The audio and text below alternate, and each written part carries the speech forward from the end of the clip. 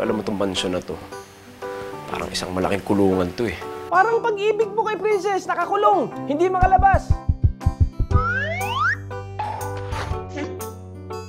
Umiikot na ang buong buhay ni Elpino kay Princess, pero parang baliwala lang sa kanya lahat. Oh, Elpino, nagsisisi ka na ba? Hindi.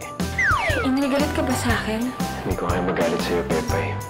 Dahil mahal ko si Pepay. Magkano po kaya bahay?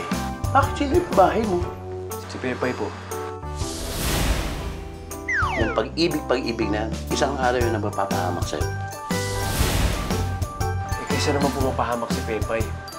Mahal ko po siya. Kahit ang dami kong kamalasan sa buhay, isa ka sa mga swerte ko.